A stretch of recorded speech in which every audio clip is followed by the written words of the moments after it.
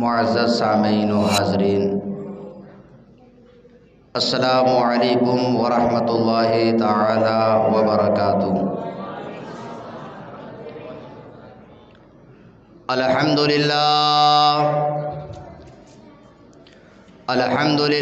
الذی فضل سیدنا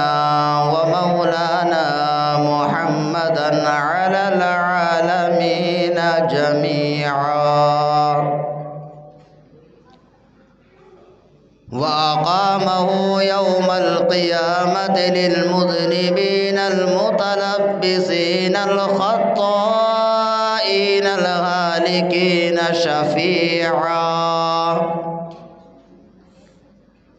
فصلى الله تعالى وسلم وبارك عليه وعلى كل من هو محبوب ومرضي لديه صلاة تبقى وتدوم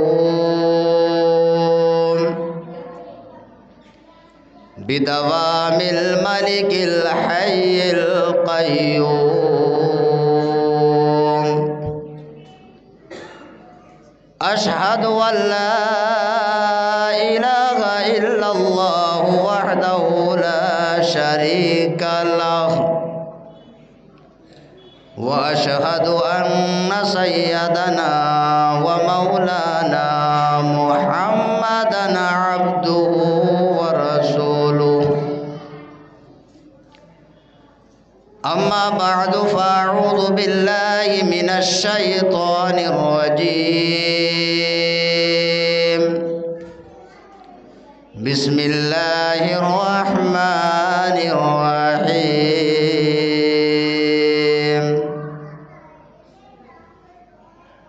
الذين ينفقون أموالهم في سبيل الله ثم لا يتبعون ما أنفقوا منا ولا أذى لهم أجرهم عند ربهم ولا خوف عليهم ولا هم يحزنون، وقال النبي صلى الله تعالى عليه وسلم: لكل نبي صاحب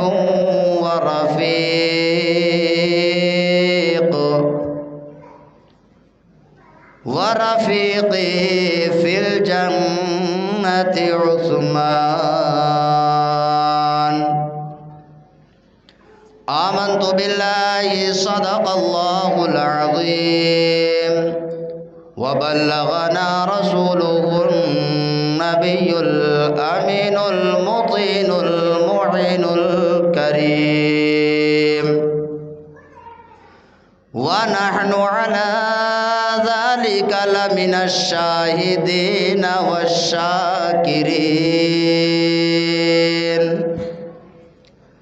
والحمد لله رب العالمين۔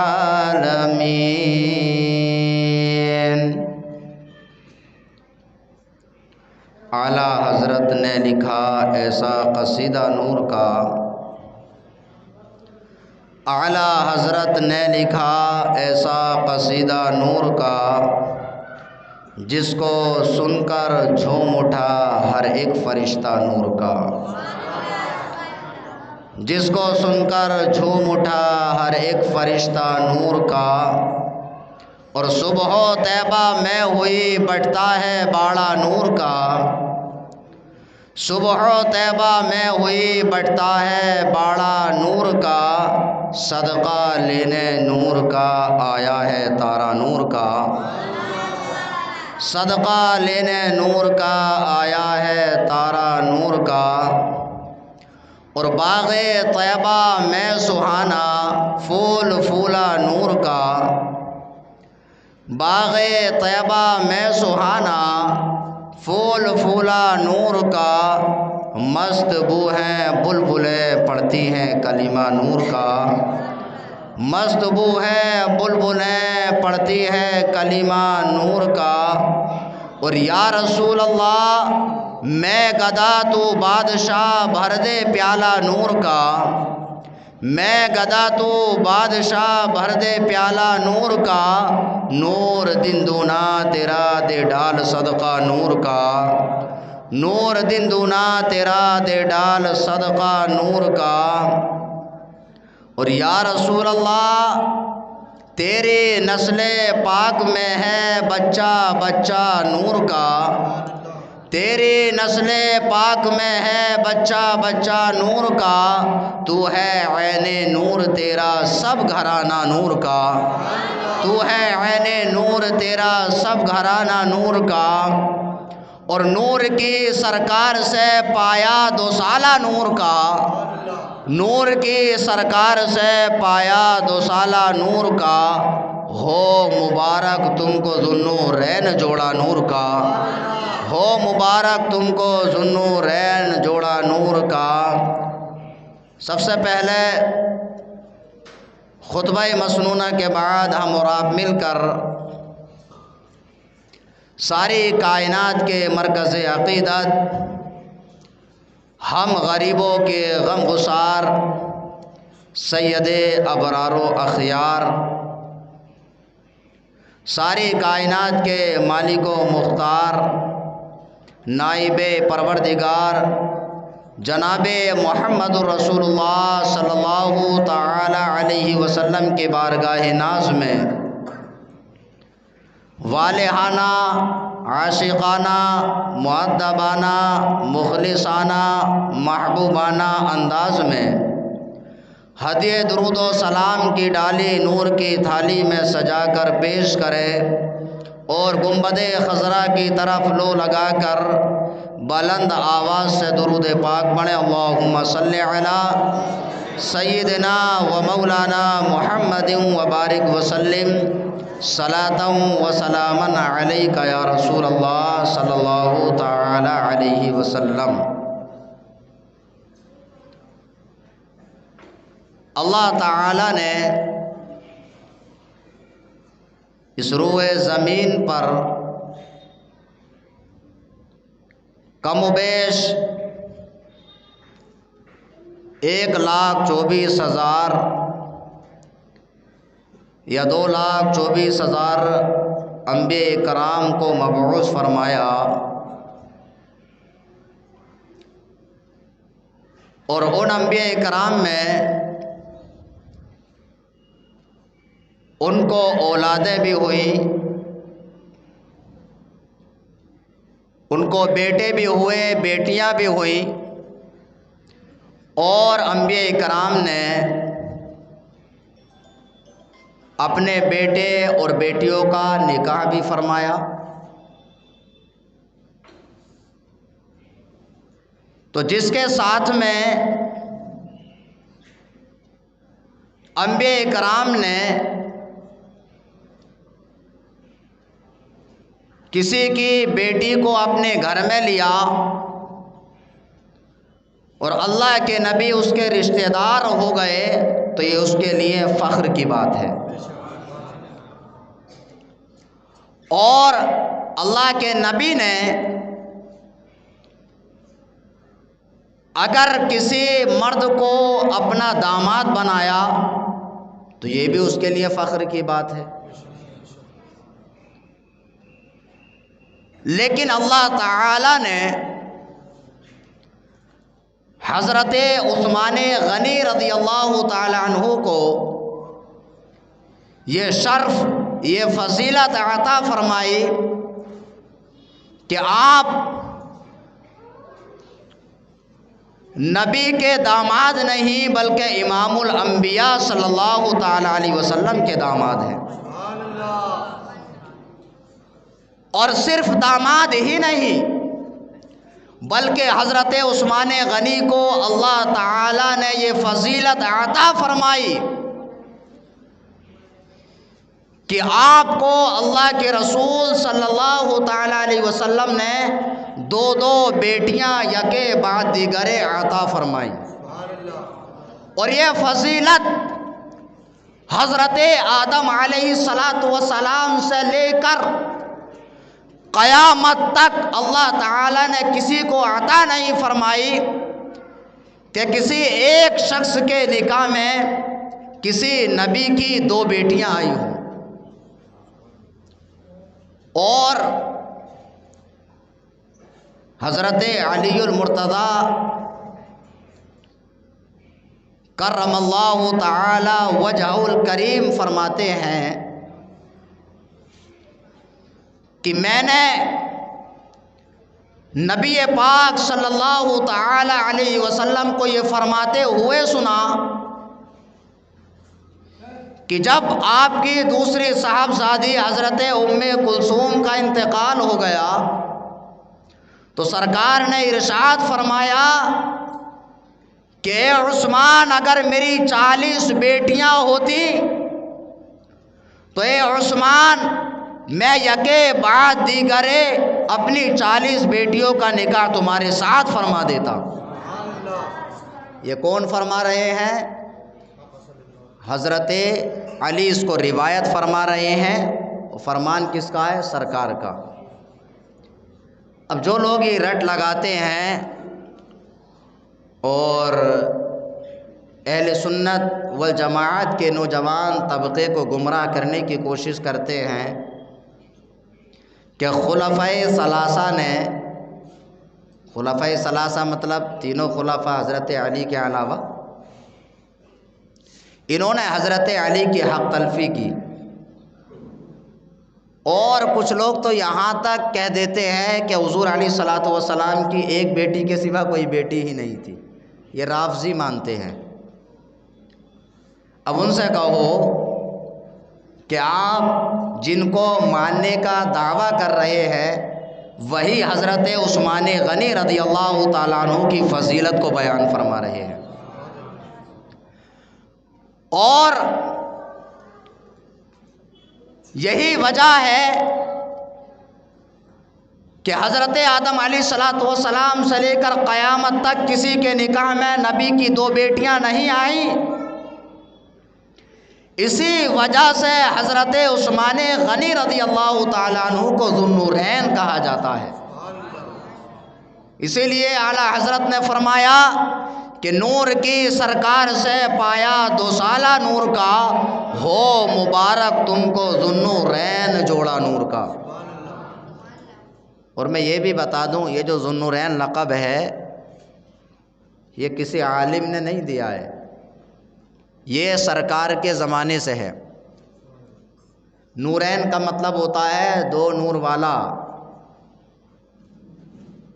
اور 2 نور والا کیوں فرمایا؟ تو ماننا پڑے گا کہ جو نظریہ ہمیں اعلیٰ حضرت نے دیا ہے وہی نظریہ ٹھیک ہے۔ اس لیے کہ اعلیٰ حضرت نے فرمایا کہ تیری نسل پاک میں ہے بچہ بچہ نور کا، تو ہے عین نور، تیرا سب گھرانہ نور کا۔ تو جب بچہ بچہ نور کا ہے تو سرکار کا ہر بچہ نور کا ہوا، اور جب سرکار کا ہر بچہ نور کا ہے تو حضرت عثمان غنی 2 نور والے ہوئے۔ تو اعلیٰ حضرت نے جو سرکار دو عالم صلی اللہ تعالیٰ علیہ وسلم کے گھرانے کے ہر بچے کو نور کہا ہے، یہ کوئی نیا نظریہ نہیں ہے بلکہ یہ صحابہ اکرام کا دیا ہوا نظریہ ہے کہ سرکار دو عالم صلی اللہ تعالیٰ علیہ وسلم خود بھی نور ہے اور آپ کے گھرانے میں جو بچے پیدا ہوں وہ بھی نور ہیں۔ یہ بات ہو گئی۔ اب چلتے ہیں حضرت عثمان غنی پر۔ اور جب حضرت عثمان غنی کا نام لیتے ہیں تو کبھی زبان پر حضرت عثمان آتا ہی نہیں ہے، غنی ساتھ میں لگ ہی جاتا ہے۔ اللہ تعالیٰ نے حضرت عثمان غنی کو ایسا غنی بنایا، ایسا غنی بنایا کہ حضرت عثمان غنی کی کوئی مثیل اور کوئی مثال دنیا میں نہیں ملتی ہے۔ ورنہ خزانہ قارون کے پاس بھی تھا، فرعون کے پاس بھی تھا، نمرود کے پاس بھی تھا، شداد کے پاس بھی تھا، لیکن مسلمان تو مسلمان ہیں، کوئی ان کا ماننے والا بھی ان کے ساتھ میں، ان کے نام کے ساتھ میں غنی لفظ استعمال نہیں کر سکتا۔ اور حضرت عثمان غنی کا جب کوئی نام لیتا ہے تو اپنا ہے، پرایا بھی غنی کہنے پر مجبور ہو جاتا ہے۔ تو حضرت عثمان، ان کا نام نامی، اسم غرامی عثمان ہے، اور ان کی کنیت ابو عمرو ہے، اور ان کا لقب ذو النورین ہے۔ اور حضرت عثمان غنی ان اشخاص میں سے ہیں کہ جو حضرت ابو بکر صدیق رضی اللہ تعالی عنہ کی تبلیغ سے اسلام لائے۔ یوں تو سرکار دو عالم صلی اللہ تعالی علیہ وسلم نے اعلان نبوت سے پہلے اپنی بیٹی حضرت رقیہ کا نکاح حضرت عثمان غنی کے ساتھ فرمایا۔ جب حضرت ابو بکر صدیق مسلمان ہو جاتے ہیں تو حضرت عثمان غنی کو اسلام کی خوبیوں کے بارے میں بتایا۔ سرکار دو عالم صلی اللہ تعالی علیہ وسلم کے بارے میں بتایا تو حضرت عثمان غنی رضی اللہ تعالی عنہ کلمہ پڑھ کر کے آپ مسلمان ہوتے ہیں۔ اور عثمان غنی رضی اللہ تعالی عنہ ان صحابہ کرام میں سے ہیں کہ جن کے بارے میں رب نے فرمایا والسابقون الاولون من المہاجرین والانصار والذین اتبعوهم باحسان رضی اللہ عنہم ورضوا عنہ۔ تو رضی اللہ عنہ ورضوا عنہ یہ تمام صحابہ کرام کے بارے میں ہے۔ حضرت عثمان غنی ان صحابہ کرام میں سے ہیں کہ جن کو سابقون اور اولون کہا جاتا ہے، مطلب پہلے ایمان لانے والے۔ جب حضرت عثمان غنی رضی اللہ تعالیٰ عنہ آپ کلمہ طیبہ پڑھ کر کے مسلمان ہو جاتے ہیں تو آپ کا چچا،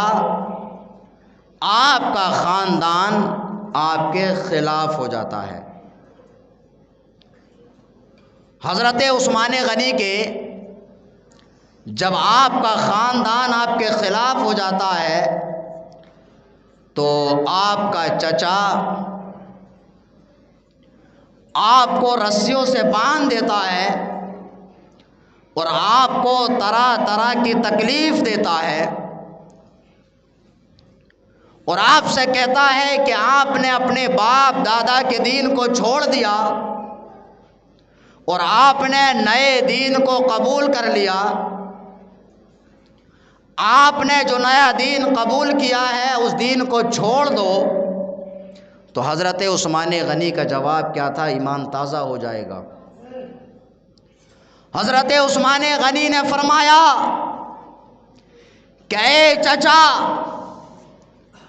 تو میرے جسم کے ٹکڑے ٹکڑے تو کر سکتا ہے، لیکن یہ کبھی نہیں ہو سکتا کہ مجھے اپنے آقا و مولا صلی اللہ تعالی علیہ وسلم سے جو ایمان ملا ہے اور جس دین پر میں قائم ہوں اس دین کو کسی بھی قیمت پر میں چھوڑ نہیں سکتا ہوں۔ تو یہ حضرت عثمان غنی کا کمال ایمان ہے۔ اور سیدنا عثمان غنی رضی اللہ تعالی عنہ کی شان میں سرکار دو عالم صلی اللہ تعالی علیہ وسلم کی بہت ساری احادیث ہیں، اور قرآن مقدس میں اللہ تعالی نے حضرت عثمان غنی رضی اللہ تعالی عنہ کی فضیلت کو بیان فرمایا، اور یہ حضرت عثمان غنی ہی کی شان ہے کہ آپ نے ایک مرتبہ نہیں بلکہ دو مرتبہ جنت کو خریدا ہے۔ تو آج پوری روح زمین پر کوئی انسان ایسا لا کر کے دکھاؤ جو اپنے مال کے ذریعے جنت کو خرید سکے۔ اللہ تعالیٰ نے حضرت عثمان غنی کو ایسا غنی بنایا ہے کہ آپ اپنے مال کے ذریعے میں جنت کو خرید رہے ہیں۔ جب مسلمانوں پر قحط کا زمانہ تھا اور اس وقت صحابہ کرام درختوں کے پتے کھا کھا کر کے گزارا کر رہے تھے، سرکار دو عالم صلی اللہ تعالی علیہ وسلم نے فوج کے ایک دستے کو تیار فرمایا اور آپ ترغیب دلاتے ہیں اس جیش کی، اس فوج کی مدد کرنے کے لیے، تو حضرت عثمان غنی کھڑے ہو جاتے ہیں اور سرکار کی بارگاہ میں عرض کرتے ہیں کہ یا رسول اللہ صلی اللہ تعالی علیہ وسلم، میں 100 اونٹ مع ساز و سامان کے جیش عسرہ کے لیے پیش کرتا ہوں۔ اب دیکھیے، غور کرنے کا مقام ہے، لفظوں کے معنی بتانا بھی ضروری ہوتا ہے۔ جیش کا معنی ہوتا ہے فوج، اور عسرہ کا مطلب ہوتا ہے تنگ دستی، جس کا مطلب ہے تنگ دستی والی فوج۔ اس وقت مسلمانوں کے معاشی حالت بہت کمزور تھی، لوگ درختوں کے پتے کھا کر کے گزارا کر رہے تھے۔ ایسے عالم میں جب سرکار نے ترغیب دلائی تو حضرت عثمان غنی رضی اللہ تعالیٰ عنہ نے 100 اونٹ مع ساز و سامان کے اللہ کے رسول صلی اللہ تعالیٰ علیہ وسلم کی بارگاہ میں پیش فرما دیے۔ پھر حضور علیہ الصلوۃ والسلام ترغیب دلاتے ہیں۔ جب آپ نے ترغیب دلائی، حضرت عثمان غنی نے سرکار کی بارگاہ میں عرض کی کہ یا رسول اللہ صلی اللہ تعالیٰ علیہ وسلم، میں 200 اونٹ مع ساز و سامان کے اللہ کے رسول صلی اللہ تعالیٰ علیہ وسلم کی بارگاہ میں پیش کرتا ہوں۔ سرکار پھر ترغیب دلاتے ہیں۔ حضرت عثمان غنی پھر عرض کرتے ہیں کہ یا رسول اللہ صلی اللہ تعالیٰ علیہ وسلم، میں 300 اونٹ جیش عسرہ کے لیے مع ساز و سامان کے لیے پیش کرتا ہوں۔ تو سرکار دو عالم صلی اللہ تعالیٰ علیہ وسلم نے ارشاد فرمایا کہ اب حضرت عثمان غنی رضی اللہ تعالیٰ عنہ کو کوئی چیز نقصان نہیں پہنچا سکے گی۔ اور تفسیر معالم التنزیل کے اندر موجود ہے کہ جب سرکار دو عالم صلی اللہ تعالیٰ علیہ وسلم نے جیش عسرہ کے لیے ترغیب دلائی تو حضرت عثمان غنی نے 1000 اونٹ مع ساز و سامان کے اللہ کے رسول صلی اللہ تعالیٰ علیہ وسلم کی بارگاہ میں پیش کیے، اور سرکار دو عالم صلی اللہ تعالیٰ علیہ وسلم کی بارگاہ میں 1000 درہم نہیں بلکہ دینار اللہ کے رسول صلی اللہ تعالیٰ علیہ وسلم کی بارگاہ میں پیش فرماتے ہیں۔ اور ایک دینار جو ہوتا ہے وہ 4.5 ماشے کا ہوتا ہے اور سونے کا ہوتا ہے، یہ ذہن میں رکھیے۔ اور 4.5 ماشا جو ہوتا ہے وہ 4 گرام 300 کچھ ملی گرام کا ہوتا ہے۔ تو آپ اندازہ لگائیے کہ حضرت عثمان غنی نے 1000 اونٹ اور کئی کلو سونا، جو تقریباً 4 یا 5 کلو سونے کے قریب بیٹھتا ہے، وہ اللہ کے رسول صلی اللہ تعالیٰ علیہ وسلم کی بارگاہ میں پیش کیا۔ اور حضرت عبد الرحمن بن عوف رضی اللہ تعالیٰ عنہ سرکار کی بارگاہ میں 40,000 درہم پیش کرتے ہیں۔ تو اللہ تعالیٰ نے ان کی شان میں یہ آیت مقدسہ قرآن میں نازل فرمائی، الذین ينفقون اموالهم فی سبیل اللہ ثم لا يتبعون ما انفقوا منا ولا اضل لهم اجرهم عند ربهم ولا خوف علیہم ولا هم يحزنون۔ اللہ تعالیٰ نے قرآن پاک میں ان کی شان کو اس طرح سے بیان فرمایا۔ رب نے ارشاد فرمایا وہ لوگ جو اللہ کی راہ میں اپنے مال کو خرچ کرتے ہیں، ما انفقوا منا ولا اذى لهم، اور وہ جو اپنا مال خرچ کرتے ہیں، مال خرچ کرنے کے بعد میں نہ کوئی احسان جتلاتے ہیں اور نہ کسی کو کوئی تکلیف دیتے ہیں، تو ان کا اجر ان کے رب کے پاس ہے۔ اور آگے اللہ تعالیٰ نے فرمایا کہ ان پر نہ کوئی خوف ہوگا اور نہ وہ غم زدہ ہوں گے۔ تو اس سے پتہ چلا کہ حضرت عثمان غنی کی شان کو اللہ تعالیٰ نے قرآن میں بیان فرمایا، اور جس کی شان کو اللہ تعالیٰ قرآن میں بیان فرمائے اس کی شان کو کوئی گھٹا نہیں سکتا ہے۔ تو یہ حضرت عثمان غنی کی شان ہے کہ جب آپ نے اپنے مال کو خرچ کیا تو اللہ تعالیٰ نے ان کی تعریف کو قرآن میں بیان فرمایا، اور اس طرح سے حضرت عثمان غنی نے ایک مرتبہ جنت کو خریدا۔ اور دوسری مرتبہ جو عثمان غنی نے جنت کو خریدا وہ یہ ہے کہ سرکار دو عالم صلی اللہ تعالی علیہ وسلم جب مکہ شریف سے ہجرت فرما کر کے مدینہ طیبہ میں پہنچتے ہیں تو وہاں پر تمام کنوؤں کا پانی کھارا تھا، صرف ایک کنویں کا پانی میٹھا تھا، جس کنویں سے پانی نکال کر کے یہودی بیچا کرتا تھا۔ وہ یہودی کا کنواں تھا۔ تو حضرت عثمان غنی رضی اللہ تعالیٰ عنہ نے اس آدھے کنویں کو اس شرط کے ساتھ میں کہ ایک دن کنویں سے پانی مسلمان بھریں گے اور دوسرے دن آپ بھریں گے، اس شرط پر آپ نے آدھا کنواں 12,000 درہم میں آپ خرید لیتے ہیں اور مسلمانوں کے لیے وقف فرما دیتے ہیں۔ تو جب مسلمانوں پر حضرت عثمان غنی نے کنویں کو وقف کر دیا تو مسلمان ایک ہی دن میں اتنا پانی بھر لیتے ہیں جو 2 دن کے لیے کافی ہوتا ہے۔ اب یہودی کا پانی جب نہیں بکتا ہے تو یہودی نے مجبور ہو کر کے آدھا کنواں بھی حضرت عثمان غنی کے ہاتھ بیچ دیتا ہے۔ اب آپ مجھے بتائیے اگر آج کا کوئی انسان ہوتا تو اگر وہ آدھا کنواں خرید دیتا سارے لوگوں کے لیے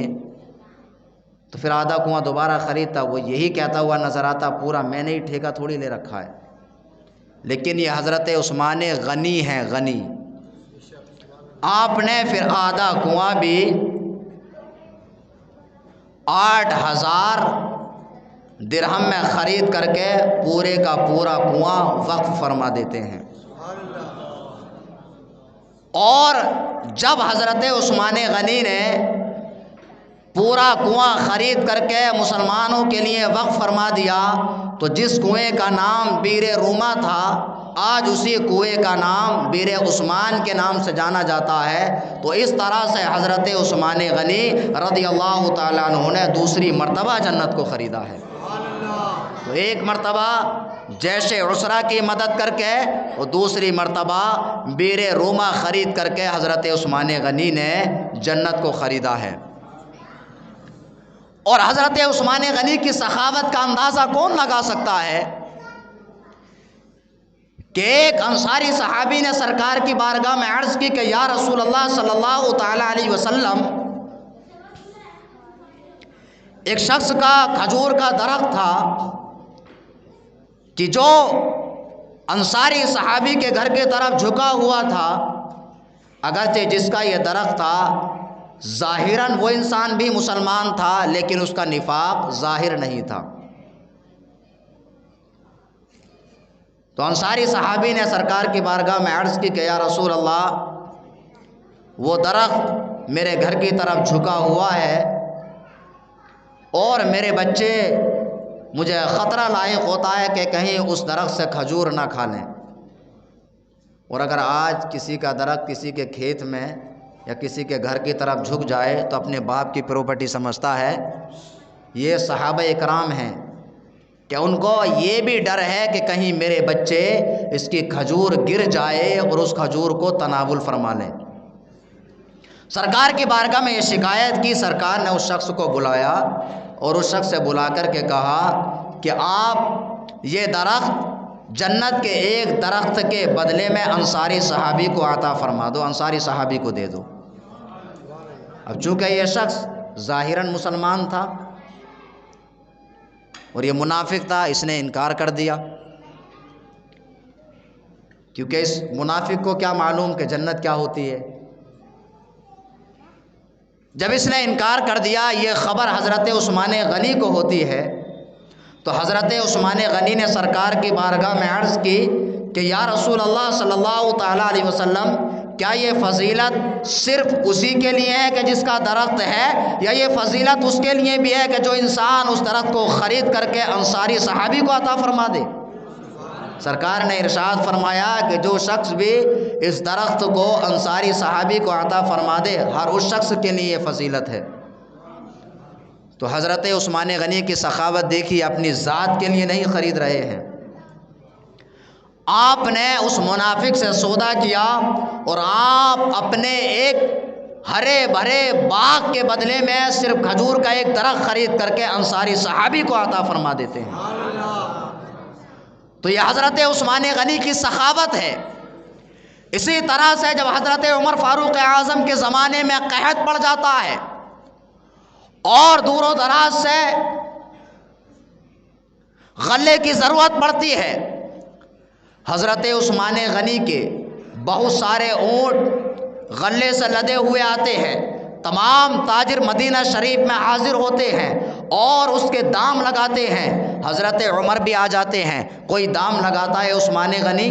آپ اس کا دام جو ہے 1.25 گنا لے لیجئے، 1.5 گنا لے لیجئے، یہاں تک کہ اس کا دام 2 گنا تک لگاتے ہیں۔ حضرت عثمان غنی فرماتے ہیں کہ میں اتنا سستا فروخت کرنے والا نہیں ہوں، یہاں تک کہ حضرت عمر نے فرمایا کہ پھر تو یہ غبن ہوگا، غبن تجارت کے ایک قسم ہے جو کہ جائز نہیں ہے۔ تو حضرت عثمان غنی رضی اللہ تعالیٰ عنہ نے عمر فاروق اعظم سے فرمایا کہ میرا مال جو خریدنے والا ہے وہ اس سے بھی زیادہ میں خریدنے والا ہے۔ حضرات محترم یہ کہا اور حضرت عثمان غنی نے تمام کے تمام اونٹ جو غلے سے لدے ہوئے تھے اللہ کی راہ میں خرچ کر دیتے ہیں اور تمام کا تمام غلہ غریبوں پر صرف فرما دیتے ہیں۔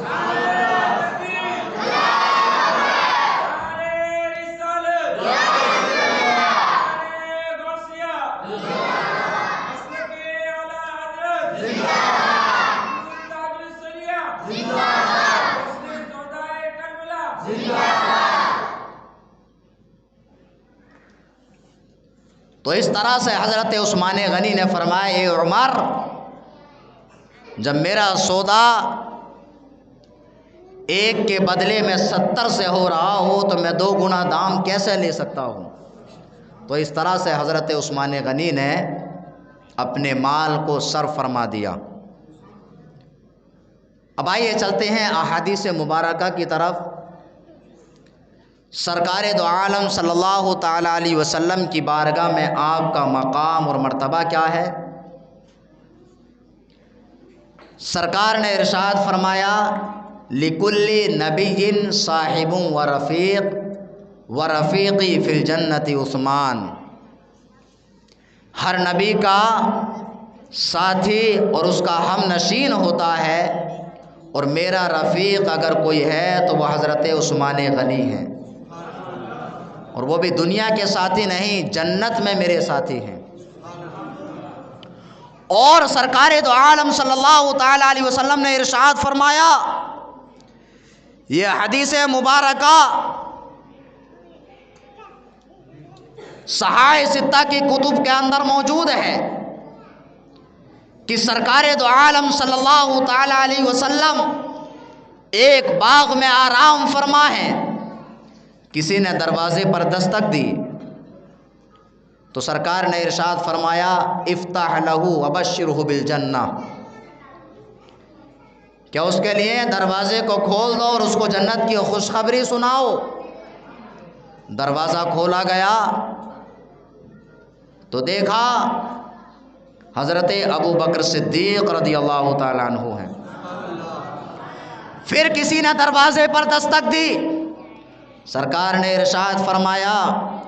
افتح لہ وبشرہ بالجنہ، اس کے لیے دروازے کو کھول دو اور جنت کی بشارت دو، جنت کی خوشخبری سناؤ۔ دروازہ کھولا گیا تو دیکھا گیا کہ حضرت عمر فاروق اعظم ہیں۔ پھر تیسری مرتبہ کسی نے دروازے پر دستک دی،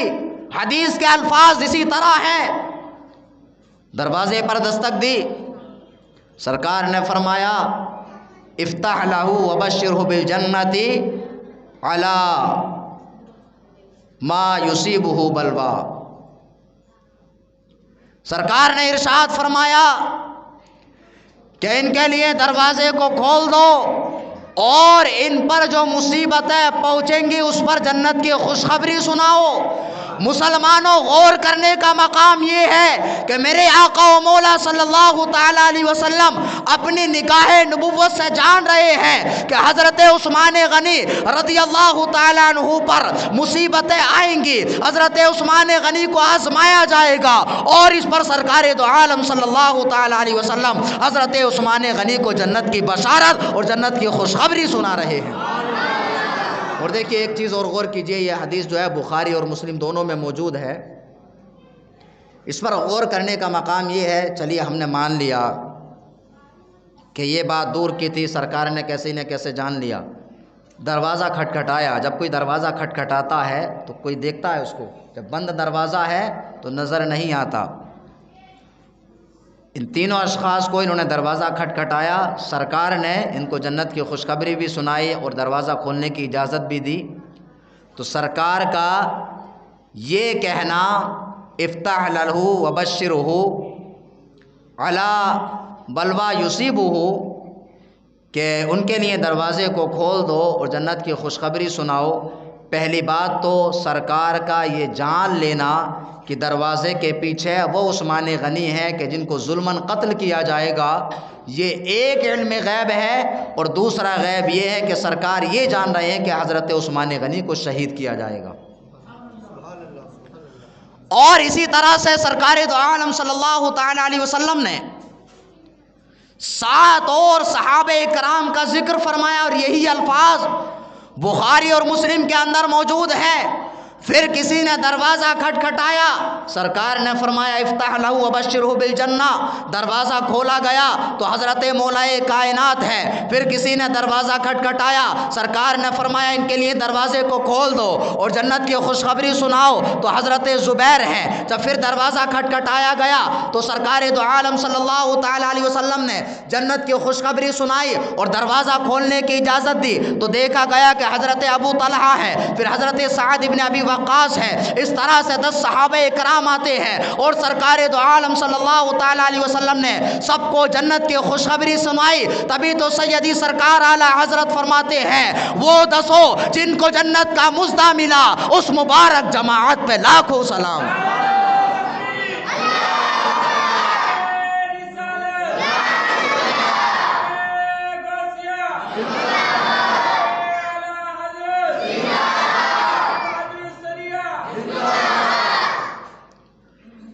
تو انہی صحابہ کرام کو عشرہ مبشرہ کہا جاتا ہے۔ عشرہ کا مطلب 10، مبشرہ مطلب خوشخبری دیے ہوئے، کیونکہ انہیں خوشخبری دی گئی اور یہ یقینی طور پر جنتی ہیں۔ تو آپ ترتیب پر غور کیجئے، پہلے ابو بکر صدیق آئے،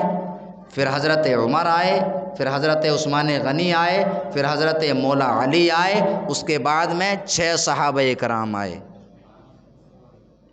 اور سرکار دو عالم صلی اللہ تعالیٰ علیہ وسلم آپ جب احد پہاڑ پر تشریف لے جاتے ہیں تو پہاڑ پر آپ کے ساتھ میں حضرت ابو بکر صدیق، حضرت عثمان غنی اور حضرت عمر تھے۔ تو پہاڑ وجد کرنے لگتا ہے، پہاڑ ہلنے لگتا ہے، گویا پہاڑ بھی یہ جان رہا ہے کہ آج مجھ پر کوئی عام انسان نہیں بلکہ نبیوں کے سردار سوار ہے، اس لیے پہاڑ وجد میں آ جاتا ہے۔ پہاڑ وجد میں آیا، سرکار نے پہاڑ کو ٹھوکر لگائی اور ارشاد فرمایا اثبت یا احد فإن علی ظہرک نبی صدیق او شہیدان۔ سرکار نے ارشاد فرمایا اے احد پہاڑ ٹھہر جا، اس لیے کہ تیری پشت پر کوئی عام انسان نہیں بلکہ ایک نبی، ایک صدیق اور 2 شہید جلوہ افروز ہیں۔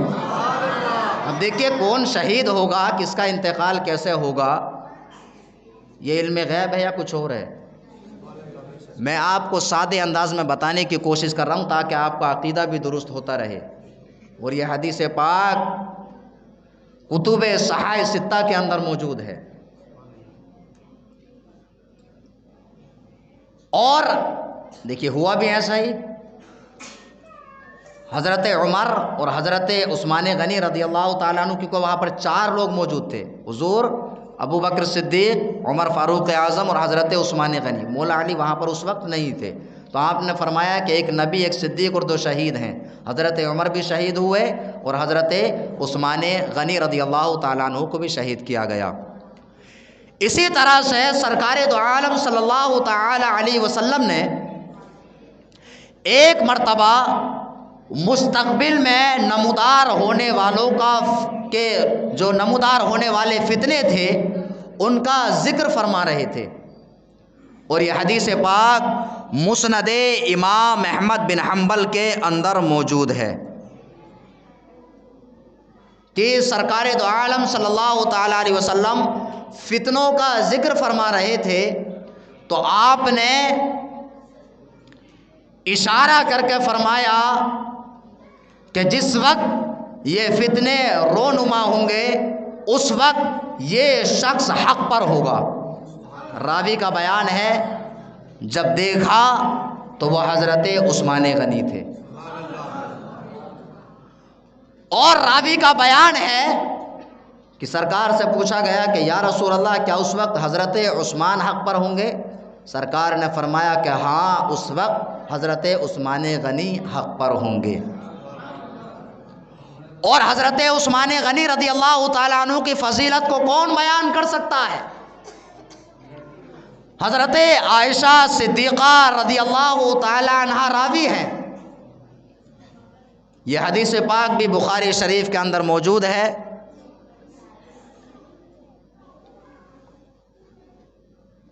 کہ ایک مرتبہ سرکار دو عالم صلی اللہ تعالی علیہ وسلم گھر میں استراحت فرما رہے ہیں اور آپ کی پنڈلی سے کپڑا ہٹ جاتا ہے۔ حضرت ابو بکر صدیق تشریف لائے، سرکار دو عالم صلی اللہ تعالی علیہ وسلم اسی طرح سے لیٹے رہتے ہیں۔ پھر حضرت عمر تشریف لائے،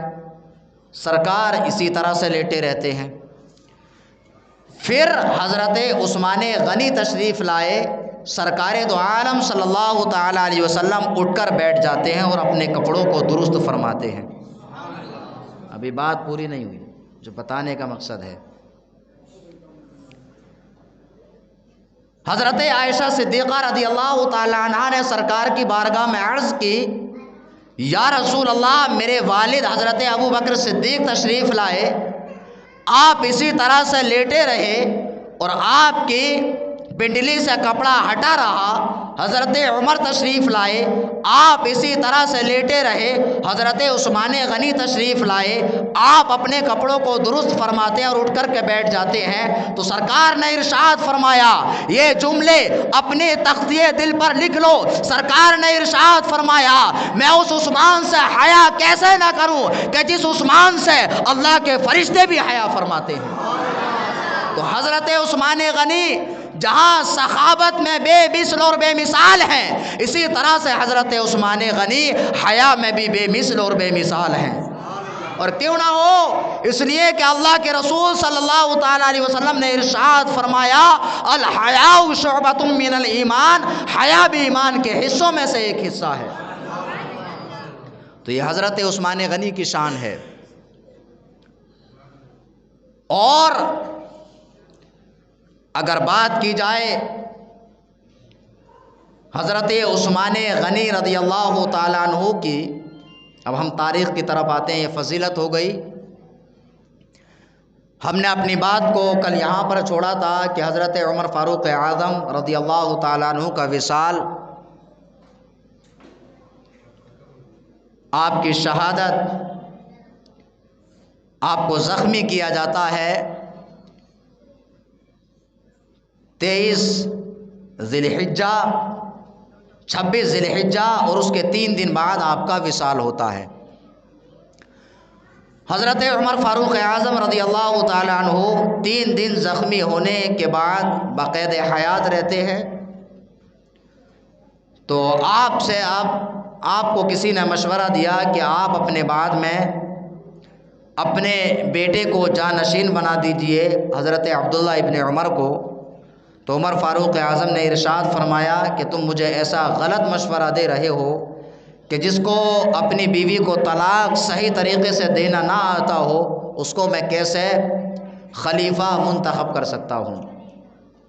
تو یہ حضرت عمر کا طنز کے طور پر یہ کہنا تھا، ورنہ حضرت عبداللہ ابن عمر، آپ کی شان یہ ہے کہ آپ کو متبع السنہ کہا جاتا ہے، سنتوں کے پیروکار۔ تو اس سے یہ بھی اندازہ لگایا جا سکتا ہے کہ ہمارے اسلاف جو ہے حکومت اور سلطنت کے حریص نہیں تھے، بلکہ ایک ذمہ داری سمجھ کر کے اس کو نبھایا۔ اور حضرت عمر فاروق اعظم رضی اللہ تعالیٰ عنہ نے، آپ نے کسی کو خلیفہ نامزد نہیں فرمایا، بلکہ آپ نے حضرت عثمان غنی، حضرت مولا علی، حضرت زبیر، حضرت طلحہ اور حضرت عبد الرحمن بن عوف رضی اللہ تعالیٰ عنہ، ان 6 اشخاص کی کمیٹی بنا دیتے ہیں، اور آپ فرماتے ہیں کہ یہ وہ لوگ ہیں کہ جن سے اللہ کے رسول صلی اللہ تعالیٰ علیہ وسلم خوش ہوئے، ان میں سے ہی کسی کو اپنا خلیفہ منتخب کر لینا۔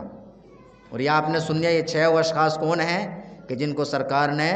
جنت کی خوشخبری سنائی، 10 مبشرہ میں سے ہیں۔ تو جب حضرت عمر فاروق اعظم رضی اللہ تعالیٰ عنہ کا وصال ہو جاتا ہے، آپ کو سرکار دو عالم صلی اللہ تعالیٰ علیہ وسلم کی قبر مبارک کے پاس میں آپ کی تدفین ہوتی ہے، اور آپ کی وصال کے 3 دن کے بعد میں حضرت عثمان غنی کو اس طرح سے خلیفہ بنایا جاتا ہے۔ حضرت عبد الرحمن بن عوف رضی اللہ تعالیٰ عنہ فرماتے ہیں کہ ہم 6 لوگوں کی کمیٹی حضرت عمر فاروق اعظم رضی اللہ تعالیٰ عنہ نے بنائی۔ تو اب ہم لوگ یہ کرتے ہیں کہ ہر ایک شخص اپنا حق ایک کے سپرد فرما دے۔ تو اس طرح سے حضرت زبیر رضی اللہ تعالیٰ عنہ نے اپنی طرف سے اپنا حق حضرت مولا کائنات کو دیا، اور حضرت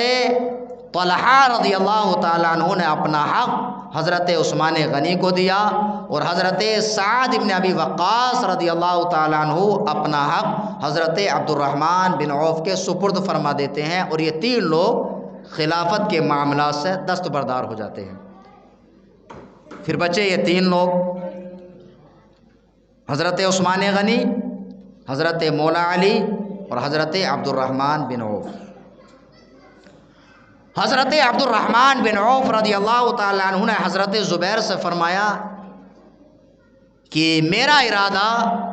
خلیفہ بننے کا نہیں ہے، اور آپ نے پھر حضرت مولا علی کو بلایا اور الگ لے جا کر کے آپ سے کہنے لگے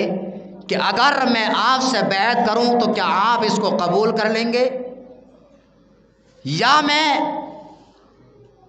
آپ پر کسی کو خلیفہ منتخب کر دوں تو کیا آپ اس کی بیعت کریں گے؟ حضرت مولا کائنات نے ہاں میں جواب دیا۔ اسی طرح کی گفتگو حضرت عبد الرحمن بن عوف نے حضرت عثمان غنی سے فرمائی، تو حضرت عثمان غنی نے بھی یہی جواب دیا۔ تو ایک روایت اس طرح سے ہے پھر کہ حضرت عبد الرحمن بن عوف نے حضرت عثمان غنی کے ہاتھ پر بیعت کی، پھر حضرت مولا علی نے ان کے ہاتھ پر بیعت کی، پھر تمام صحابہ کرام نے حضرت عثمان غنی رضی اللہ تعالیٰ عنہ کے ہاتھ پر بیعت ہو جاتے ہیں۔ اور یہاں پر جو ہے رافضی اعتراض کرتے ہیں کہ حضرت عثمان غنی کا نمبر آ گیا اور حضرت مولا علی کا نمبر آ گیا اور عثمان غنی تخت خلافت پر بیٹھ جاتے ہیں، حضرت مولا علی کے حق کی تلفی ہوئی۔ تو دیکھیے اس کا جواب یہ ہے، حضرت عبد الرحمن بن عوف رضی اللہ تعالیٰ عنہ، آپ نے بہت سارے صحابہ کرام سے مشورہ کیا تو ہر کسی نے یہی رائے دی کہ حضرت عثمان غنی رضی اللہ تعالیٰ عنہ کو خلیفہ منتخب کیا جائے، اس لیے آپ نے ان کو خلیفہ منتخب فرمایا۔ اور حضرت عثمان غنی رضی اللہ تعالیٰ عنہ کے خلافت کے معاملے میں تاریخ الخلفاء کے اندر مسند احمد بن حنبل کے حوالے سے یہ موجود ہے کہ جب حضرت عبد الرحمن بن عوف رضی اللہ تعالیٰ عنہ نے حضرت علی المرتضیٰ رضی اللہ تعالیٰ عنہ سے فرمایا کہ اگر میں آپ کے ہاتھ پر بیعت کروں، آپ کو خلیفہ منتخب کروں تو کیا آپ اس کو قبول فرمائیں گے؟ تو حضرت مولا علی نے ارشاد فرمایا کہ میں اپنے آپ کو اس چیز کا اہل نہیں سمجھتا۔ تو حضرت عثمان غنی رضی اللہ تعالیٰ عنہ سے جب اس طرح کی گفتگو فرمائی تو آپ نے اس کو قبول فرما لیا۔ تو اس طرح سے حضرت عثمان غنی رضی اللہ تعالیٰ عنہ امیر المومنین خلیفۃ المسلمین منتخب ہوتے ہیں۔ اب دیکھیے سارے اعتراضات کا جواب میں ایک حدیث پاک کی روشنی میں آپ کو دے دوں۔ رافضی جو ہے سب سے زیادہ جو اعتراض کرتے ہیں وہ حضرت عثمان غنی پر کرتے ہیں، اور ان کی تاریخ اتنی پیچیدہ ہے کہ اگر کوئی انسان کتاب میں پڑھے تو اس کو جلدی سمجھ میں نہیں آتا۔ اس لیے میں اس کو آج بالکل واضح طریقے سے بنا کسی چیکم چاخی کے آپ کے سامنے پیش کرنے کی کوشش کروں گا، کیونکہ واقعہ کربلا کا جو تعلق ہے وہ حضرت عثمان غنی رضی اللہ تعالیٰ عنہ کی شہادت سے جو ہے ملتا جلتا ہے، یعنی یہیں سے یہ تمام اختلافات جنم لیتے ہیں۔ کس طرح سے اختلاف ہوتا ہے، پھر کس طرح سے حضرت امام حسن پر جا کر کے تمام اختلاف ختم ہوتا ہے، اور کس طرح سے یزید پلید حاکم بنتا ہے، اور کیسے یہ واقعہ کربلا پیش آتا ہے۔ یہ تمام چیزیں اسی سے جڑی ہوئی ہیں، تو اس لیے اس کو آسان لفظوں میں سمجھنا ضروری ہے۔ حضرت عثمان غنی رضی اللہ تعالیٰ عنہ کو خلیفہ منتخب کیا تو اس کو حضرت مولا کائنات نے بھی قبول کیا، تو اس کو یہ اعتراض ہونا ہی نہیں چاہیے۔ دوسرا یہ کہ سرکار دو عالم صلی اللہ تعالیٰ علیہ وسلم نے ارشاد فرمایا، علیکم بسنتی و سنتی خلفاء الراشدین، تم پر میری سنت اور میرے خلفاء کی سنت لازم ہے۔ تو سرکار نے خلفاء فرمایا، خلیفہ نہیں فرمایا۔ سمجھ رہے ہیں آپ؟ خلیفہ ایک کو کہتے ہیں اور خلفاء اس کی جمع ہے۔ اگر سرکار یہ فرماتے کہ تم پر میرے خلیفہ کی سنت لازم ہے تو سمجھ میں آتا کہ ایک ہی خلیفہ ہونا چاہیے، تو سرکار دو عالم صلی اللہ تعالیٰ علیہ وسلم کا یہ فرمانا کہ تم پر میری سنت اور میرے خلفاء کی سنت لازم ہے، تو اس سے پتہ چلا رافضیوں کا یہ عقیدہ غلط ہے کہ خلیفہ مولائے کائنات ہونا چاہیے تھے۔ اگر مولائے کائنات شروع سے خلیفہ بنتے تو حضرت مولائے کائنات کی خلافت میں خلفائے ثلاثہ کا وصال ہو جاتا، اور سرکار دو عالم صلی اللہ تعالیٰ علیہ وسلم کی یہ حدیث پاک جھوٹی ہو جاتی کہ جس میں سرکار نے فرمایا کہ تم پر میری سنت اور میرے خلفاء کی سنت لازم ہے۔ اور دوسرا یہ آپ کو جو آپ کے انداز میں بتاؤں، سرکار نے ارشاد فرمایا، خیر القرون قرنی، سب سے بہترین زمانہ میرا زمانہ ہے۔ سرکار کا زمانہ سب سے بہترین زمانہ ہے۔ تو اس میں لفظ آیا ہے، وہ لفظ یہ قرنی۔ قاف آیا ہے، اس میں را آیا ہے، نون آیا ہے اور یا آیا ہے۔ اور تمام خلفاء نے جو خلافت کی ہے وہ اپنی عمر کے آخری دنوں میں کیے، کسی نے بھی بیچ میں نہیں کیے۔ ایسا نہیں ہوا ہے جیسا سلطنت اور بادشاہت میں ہوتا رہا ہے کہ کبھی کوئی بادشاہ بنا، بیچ میں اس کو ہٹا دیا، پھر لائے، پھر ہٹا دیا۔ ہر خلیفہ جو منتخب ہوا ہے، منتخب ہونے سے اپنی شہادت یا اپنی وفات تک خلیفہ رہا ہے۔ تو ان چاروں خلفاء نے جو حکومت کی ہے وہ اپنی عمر کے آخری ایام میں کی ہے۔ اور اگر ان خلفاء کے نام کے آخری حرف کو آپ دیکھیں گے تو آپ ملائیے، ابو بکر صدیق جب بولتے ہیں تو قاف آتا ہے، اور جب عمر بولتے ہیں تو را آتا ہے، اور جب عثمان بولتے ہیں تو نون آتا ہے، اور جب علی بولتے ہیں تو یا آتا ہے۔ اور ان چاروں حرف کے آخر کو اگر ملا دیا جائے تو بن جاتا ہے قرنی۔ تو اس سے پتہ چلا کہ اس کے اندر اشارہ اس بات کی طرف ہے کہ چاروں خلفاء اپنی اپنی عمر کے آخری ایام میں خلیفہ ہوں گے۔ اور اس سے یہ بھی سمجھ میں آ گیا کہ خلفائے راشدین کا زمانہ بھی سرکار دو عالم صلی اللہ تعالیٰ علیہ وسلم کا زمانہ ہے۔ تبھی سرکار نے فرمایا خیر القرون قرنی، سب سے بہترین میرا زمانہ ہے۔ اور ان خلفاء کے عمر کے آخری ایام جو ہیں وہ اس پر دلالت کرتے ہیں۔ ان کے حروف کو ملا دیا جائے تو اس سے پتہ چلتا ہے کہ یہ خلفائے راشدین اپنے اپنے وقت میں جو خلیفہ بنے وہ منشأ الہی تھا، پروردگار عالم کی طرف سے تھا، اور اس کا اشارہ سرکار دو عالم صلی اللہ تعالیٰ علیہ وسلم نے بہت پہلے فرما دیا تھا۔ تو رافضیوں کا یہ عقیدہ غلط ہے کہ خلیفہ حضرت مولا علی ہونا چاہیے۔ اگر مولا علی خلیفہ ہوتے ان تینوں کا وصال انہی کے زمانے میں ہو جاتا۔ اور سرکار کے یہ قرنی کہنا اس کی طرف اشارہ کر رہے ہیں۔ تو حضرت عثمان غنی بہرحال خلیفہ منتخب ہو جاتے ہیں۔ اب وہ جو اعتراض کرتے ہیں ان کے اعتراض کا جواب میں یہاں سے بھی دے دوں۔ پہلی بات تو سرکار نے 10 صحابہ کرام کو جنت کی خوشخبری سنائی، ان 10 میں سے یہ چاروں خلفائے راشدین بھی ہیں۔ اور اگر مان لیا جائے کہ ان تینوں خلفاء میں سے کوئی غلط راستے پر تھے تو تمام صحابہ کرام کو غلط ماننا لازم آئے گا، اس لیے کہ اگر یہ غلط ہے تو قبول تو سب نے کیا، یہ الزامی جواب ہو گیا۔ لیکن اللہ تعالیٰ نے فرمایا وَكُلًّا وَعَدَ اللَّهُ الْحُسْنَى، اللہ تعالیٰ نے ہر صحابی سے جنت کا وعدہ فرما لیا ہے۔ اور جس سے اللہ تعالیٰ جنت کا وعدہ فرمائے وہ تمام کے تمام تو دور کی بات ہے، ان میں سے کوئی ایک بھی غلط راستے پر نہیں ہو سکتا۔ اسی لیے سرکار نے فرمایا اصحابی کالنجوم بأیہم اقتدیتم اہتدیتم، میرے صحابہ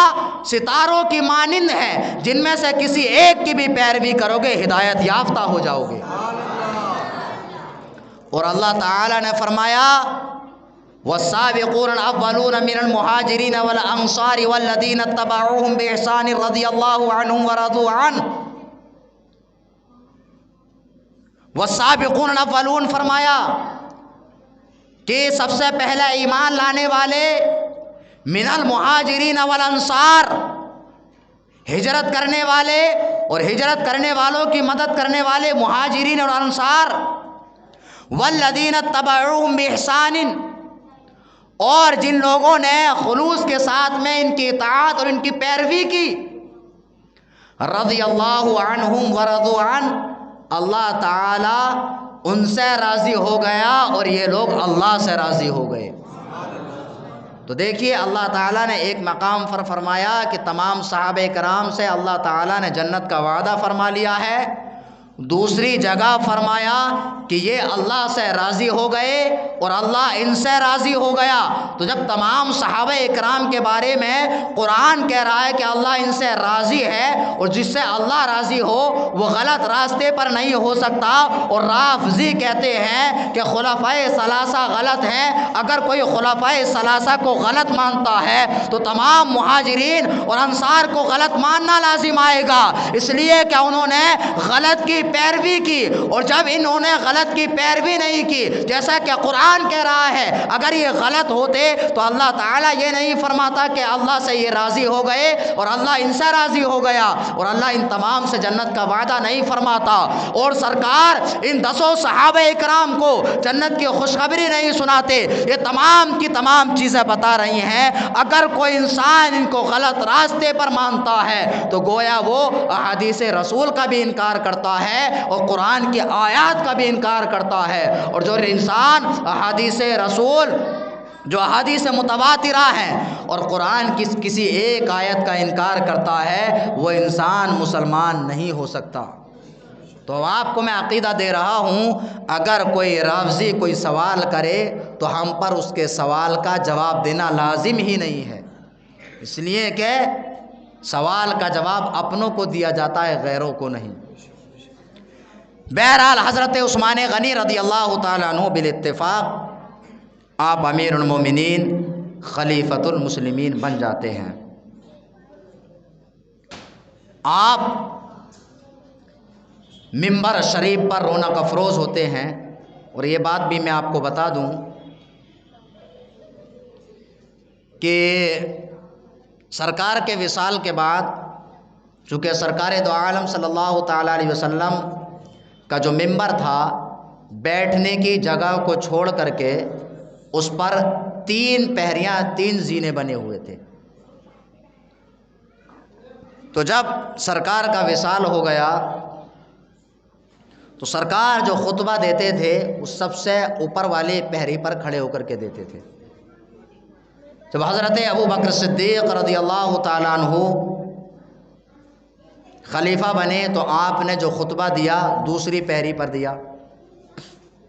دوسری سے مراد بیچ والی، اگر دونوں طرف سے گنیں گے تو وہ دوسری ہی ہو جائے گی۔ اور جب حضرت عمر فاروق اعظم کا زمانہ آیا تو آپ تیسری زینے پر خطبہ دیتے تھے۔ جب حضرت عثمان غنی رضی اللہ تعالیٰ عنہ کا دور خلافت آیا، آپ امیر المومنین خلیفۃ المسلمین بنے، تو آپ پھر اسی پہری پر خطبہ دیتے ہیں کہ جس پر سرکار دو عالم صلی اللہ تعالیٰ علیہ وسلم دیا کرتے تھے۔ وہ دیکھیے عقیدے کی بات بتا رہا ہوں جو ابھی میں نے نہیں بتائی، وہ یہ ہے حضرت عثمان غنی نے فرمایا کہ اگر میں دوسری پہری پر خطبہ دیتا تو لوگ مجھے ابو بکر صدیق کے برابر سمجھتے، لوگ یہ سمجھتے کہ میں ابو بکر صدیق کے برابر ہوں، اور اگر میں تیسری پہری پر تیسرے زینے پر خطبہ دیتا تو لوگ مجھے امیر المومنین خلیفۃ المسلمین حضرت عمر فاروق اعظم کے برابر سمجھتے، لیکن میں ایسی جگہ سے خطبہ دے رہا ہوں کہ جن کے برابر ہونے کا کوئی گمان ہی نہیں کر سکتا ہے۔ رستم بھائی سو رہے ہیں، آپ نے نہیں سنا۔ حضرت ابو بکر صدیق دوسری پہری پر خطبہ دیتے،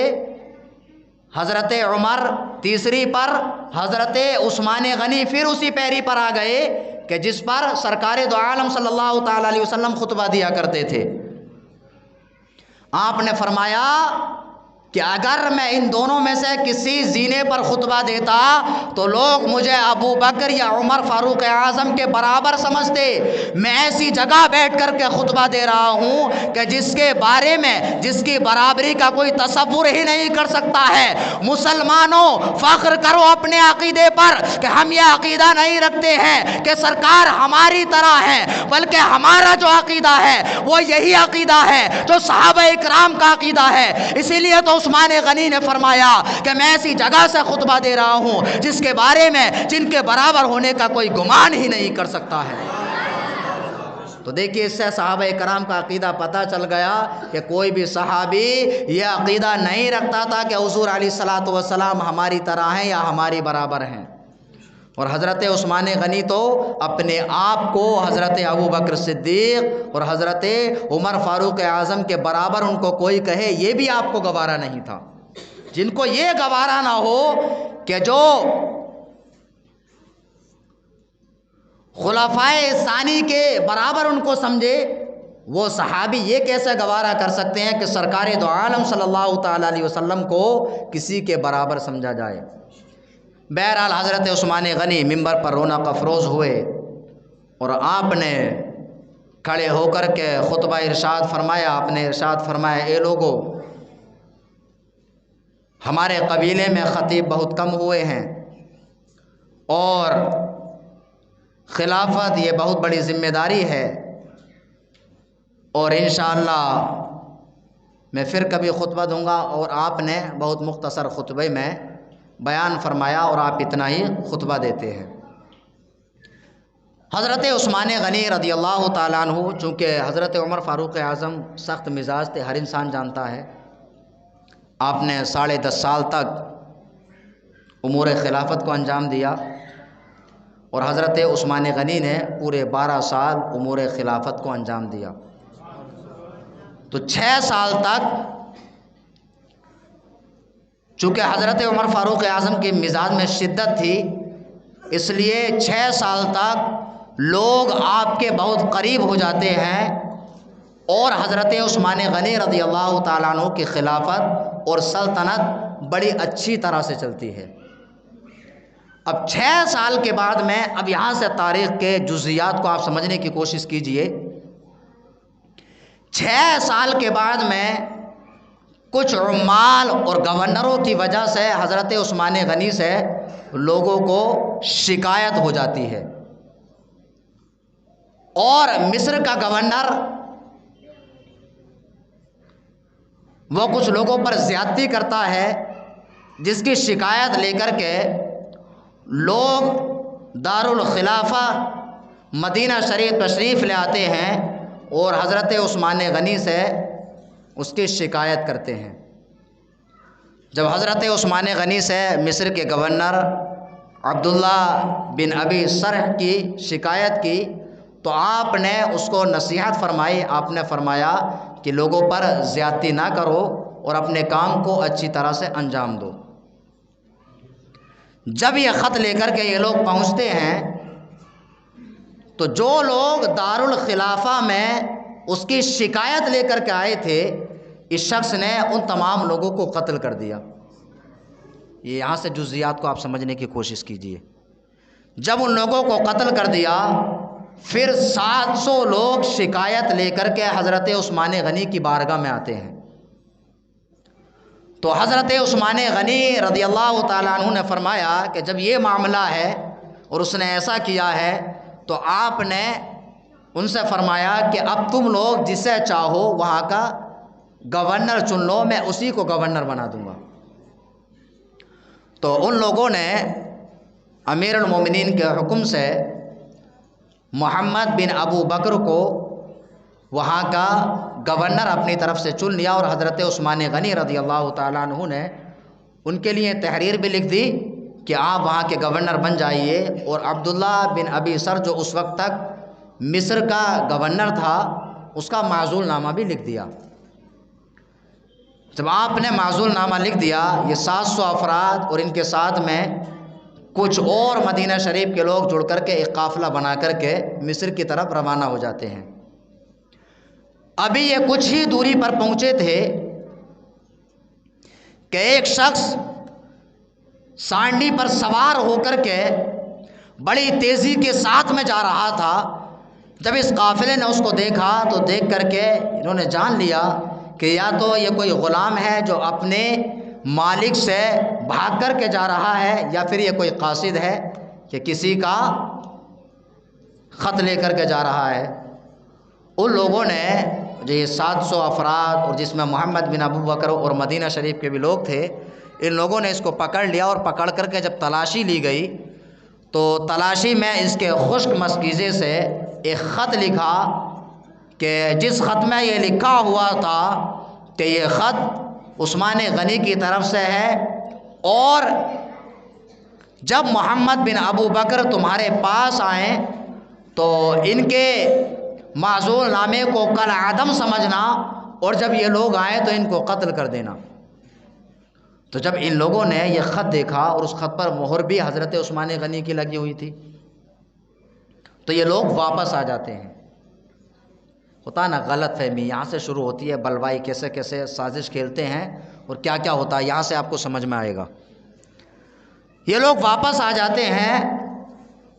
حضرت عثمان غنی سے پوچھا یہ غلام کس کا ہے؟ حضرت عثمان غنی نے فرمایا غلام میرا ہے۔ پھر حضرت عثمان غنی سے پوچھا کہ سواری کس کی ہے؟ حضرت عثمان غنی نے فرمایا سواری بھی میری ہے۔ پھر حضرت عثمان غنی سے پوچھا گیا اس پر مہر کس کی ہے؟ تو حضرت عثمان غنی نے جب اس کو دیکھا تو فرمایا کہ مہر بھی میری ہے۔ تو پھر جب حضرت عثمان غنی سے پوچھا گیا یہ تحریر کس کی ہے؟ تو آپ نے ارشاد فرمایا کہ اللہ کی قسم یہ تحریر میری نہیں ہے۔ تو وہاں پر چونکہ جب یہ لوگ آئے تو حضرت علی اور مرتضیٰ سے پہلے شکایت کی، حضرت علی بھی وہاں پر موجود تھے، تو حضرت علی نے فرمایا کہ امیر المومنین کبھی بھی جھوٹ نہیں بول سکتے۔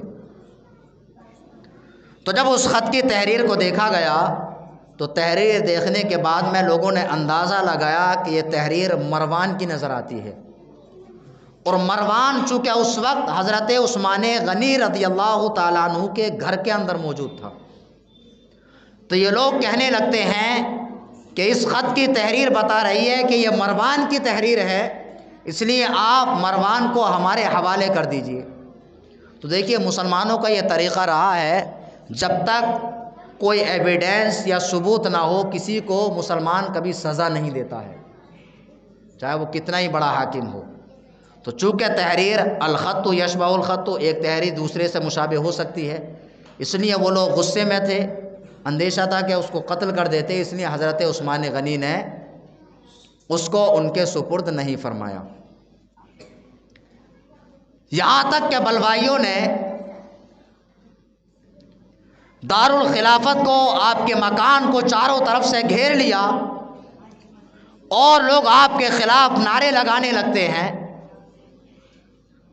حضرت عبداللہ بن زبیر، بہت سارے صحابہ کرام آپ کی بارگاہ میں عریضہ پیش کرتے ہیں، اے امیر المومنین ہم ان لوگوں کو دیکھ رہے ہیں، یہ وہ لوگ یہ ہیں کہ جو ہماری تلوار کے زور پر ایمان لائے ہیں، اگر آپ ہمیں حکم دیں تو ہم ان کو یہاں سے مار کر کے بھگا دیں۔ لیکن حضرت عثمان غنی جانتے تھے، سرکار کی زبان اقدس سے سن چکے تھے کہ آپ کو شہید کر دیا جائے گا۔ حضرت عثمان غنی فرماتے ہیں آپ اجازت نہیں دیتے ہیں، اور یہ بھی آپ ذہن میں رکھیے جب تک خلیفہ اجازت نہ دے، اگر کوئی انسان کسی کو کوئی سزا دیتا ہے تو وہ جرم ہوا کرتا ہے۔ تو وہ لوگ اجازت تو مانگ رہے ہیں، لیکن حضرت عثمان غنی نے اجازت مرحمت نہیں فرمائی، بلکہ آپ نے فرمایا کہ لوگوں کے قتل کے بعد میں مجھے قتل کیا جائے، اس سے بہتر ہے کہ مجھے شہید اس سے پہلے شہید کر دیا جائے، اور حضرت عثمان غنی ان کو اجازت نہیں دیتے ہیں۔ یہاں تک کہ جب دارالخلافت کا محاصرہ سخت ہو جاتا ہے، حضرت مولا کائنات حضرت امام حسن اور امام حسین اور حضرت زبیر رضی اللہ تعالیٰ عنہ اپنے صاحبزادگان کو کھڑا کر دیتے ہیں اور ان کو نصیحت کرتے ہیں کہ خبردار کوئی بھی امیر المومنین کے مکان کے اندر داخل نہ ہونے پائے۔ اب دیکھیے یہاں پر ایک بات بتانا میں مناسب سمجھوں گا۔ ایک شخص کے منہ سے میں نے سنا، انہوں نے کہا پوری تاریخ کو پڑھا، اور تاریخ پڑھ کر کے کہتے ہیں کہ حضرت علی اتنے بڑے بہادر تھے، آپ چاہتے تو سب کو مار کر کے بھگا دیتے، لیکن آپ نے مار کر نہیں بھگایا، اپنے بیٹوں کو کھڑا کر دیا۔ ایسا کیوں کیا؟ دیکھیے ان چیزوں کو ذہن نشین رکھیے۔ اس وقت حکم کس کا نافذ ہوتا؟ عثمان غنی کا۔ عثمان غنی نے ان کو اجازت نہیں دی۔ جب اجازت نہیں دی تو حضرت علی اور مرتضیٰ کا فرض یہی بنتا تھا کہ کسی نہ کسی طرح سے ان کی حفاظت کی جائے۔ اور آج کے دور میں بھی آپ نے دیکھا ہوگا کہ اگر کچھ لوگ کسی کے خلاف نعرے لگاتے ہیں یا کسی کے خلاف گھراؤ کرتے ہیں تو ایسا نہیں ہے کہ ان پر گولی چلا دی جائے،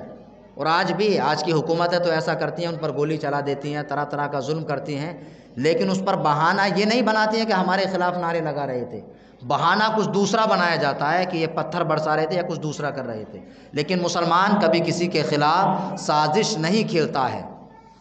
وہ اگرچہ حضرت عثمان غنی کے خلاف نعرے لگا رہے تھے غلط فہمی کی وجہ سے، اس لیے کہ ان کو کچھ لوگ بھڑکا رہے تھے، بلوائی بھڑکا رہے تھے کہ دیکھو حضرت عثمان غنی کی یا تو یہ تحریر ہے، اگر حضرت عثمان غنی کی تحریر نہیں ہے، مروان کی تحریر بھی ہے تو مہر تو حضرت عثمان غنی کی ہے، اور اگر چلو مان لیا جائے نہیں بھی ہے تو حضرت عثمان غنی نہ تو اس کو خود سزا دے رہے ہیں اور نہ ہمارے حوالے کر رہے ہیں، اس لیے وہ لوگ حضرت عثمان غنی کے خلاف نعرے لگا رہے تھے، اور پہرا دینے کے لیے حضرت امام حسن اور امام حسین کھڑے ہوئے ہیں۔ اس طرح سے محاصرہ سخت کر دیا جاتا ہے۔ حضرت عثمان غنی نے ارشاد فرمایا کہ حضرت زبیر موجود ہیں، کیا حضرت علی موجود ہیں، ان سے کہو کہ وہ پانی پہنچائیں، تو حضرت علی اور مرتضیٰ رضی اللہ تعالیٰ عنہ نے وہاں تک پانی پہنچایا۔ اب دیکھیے ہو سکتا ہے کوئی سوچے کہ حضرت علی پانی بھی پہنچا رہے ہیں پھر واپس کیوں چلے جاتے ہیں، آپ وہاں پر کھڑے کیوں نہیں ہوتے ہیں؟ تو دیکھیے تاریخ کو سمجھنے کی کوشش کیجئے۔ وہ یہ ہے کہ ممکن ہے، کیونکہ امور خلافت سنبھالنا یہ کوئی آسان کام نہیں ہے، وہ دوسرے کسی معاملات میں لگے ہوئے ہوں یا دوسرے کسی کام کو سلجھانے میں لگے ہوئے ہوں، اس وجہ سے حضرت مولا کائنات نے پانی پہنچایا اور اپنے صاحبزادگان کو وہاں کھڑا کر دیا۔ بالآخر محمد بن ابو بکر کے جن کو امیر المومنین خلیفۃ المسلمین حضرت عثمان غنی رضی اللہ تعالیٰ عنہ نے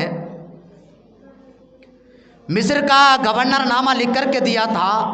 وہ اور کچھ بلوائی چھت کی طرف سے کود کر کے چلے جاتے ہیں، اور محمد بن ابو بکر آپ کی داڑھی پکڑ لیتے ہیں۔ پھر جب آپ نے ارشاد فرمایا کہ اگر تمہارے والد تمہیں اس طرح دیکھتے تو ان پر کیا گزرتی، جب محمد بن ابو بکر نے اتنا سنا تو اتنا سننے کے بعد وہ داڑھی کو چھوڑ دیتے ہیں، یہاں تک کہ ایک بلوائی آتا ہے اور آ کر کے حضرت عثمان غنی رضی اللہ تعالیٰ عنہ پر ایسا وار کرتا ہے کہ اس وقت حضرت عثمان غنی قرآن مقدس کی تلاوت فرما رہے تھے کہ حضرت عثمان غنی رضی اللہ تعالیٰ عنہ شہید ہو جاتے ہیں۔ انا للہ و انا الیہ راجعون۔ جب آپ شہید ہو جاتے ہیں، حضرت نائلہ اس وقت آپ کی زوجہ محترمہ وہاں پر موجود تھیں، اور چاروں طرف سے لوگ کھڑے ہوئے تھے حضرت عثمان غنی کی حفاظت کے لیے، لیکن یہ لوگ باہر سے نہیں جاتے ہیں بلکہ چھت کی طرف سے آتے ہیں۔ حضرت نائلہ نے شور مچایا اور شور و غل اتنا تھا کہ ان کی آواز نہیں پہنچتی ہے۔ پھر جب حضرت مولا کائنات کو پتہ چلتا ہے، حضرت مولا کائنات جاتے ہیں، اور مولا کائنات نے جا کر کے دیکھا کہ حضرت عثمان غنی رضی اللہ تعالیٰ عنہ شہید ہو چکے ہیں،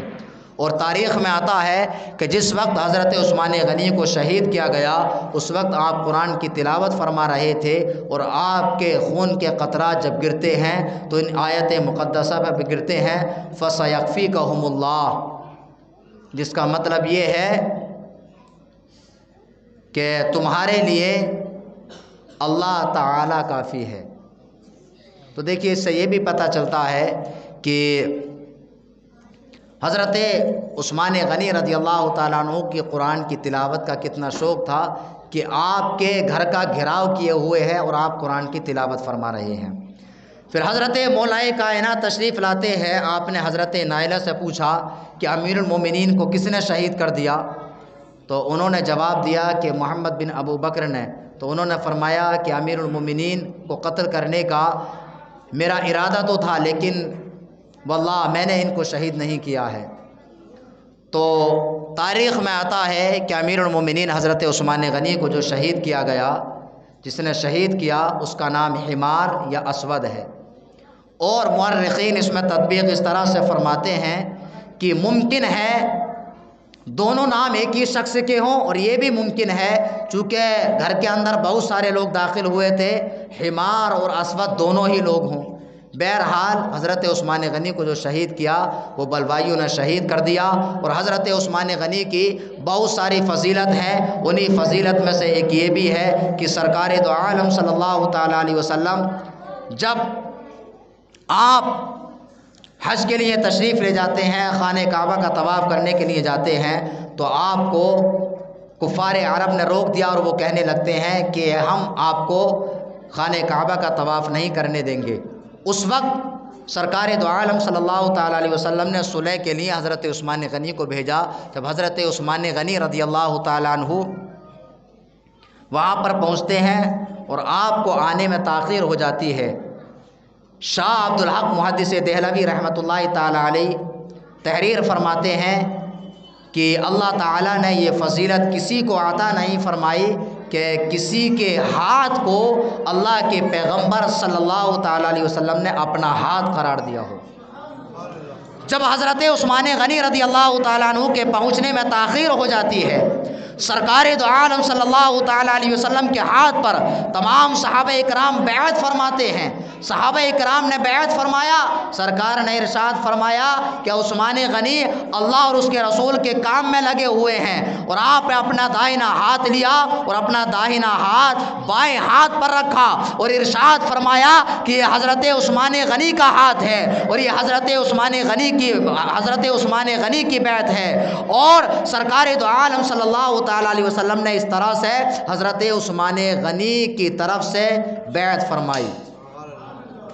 اور اپنے ہاتھ کو حضرت عثمان غنی کا ہاتھ قرار دیا۔ یہی وجہ ہے کہ اللہ تعالیٰ کو یہ منظور تھا کہ جب قرآن کو جمع کیا جاتا ہے تو قرآن جو جمع کیا گیا وہ اسی ہاتھ سے کیا گیا کہ جس ہاتھ کو سرکار دو عالم صلی اللہ تعالیٰ علیہ وسلم نے اپنا ہاتھ قرار دیا ہے۔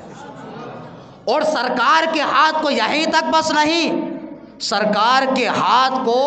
قرآن میں اللہ تعالیٰ نے اپنا ہاتھ قرار دیا ہے۔ اگرچہ ہمارا یہ عقیدہ ہے کہ اللہ تعالیٰ جسم اور جسمانیت سے پاک ہے، اور یہ الفاظ جو ہیں وہ الفاظ متشابہات میں سے ہیں۔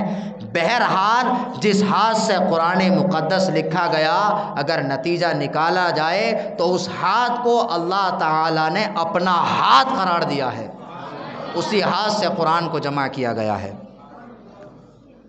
اور اس طرح سے حضرت عثمان غنی رضی اللہ تعالیٰ عنہ کی بہت ساری کرامتیں بھی ہیں۔ انہی کرامتوں میں سے ایک یہ ہے کہ حضرت عثمان غنی رضی اللہ تعالیٰ عنہ کے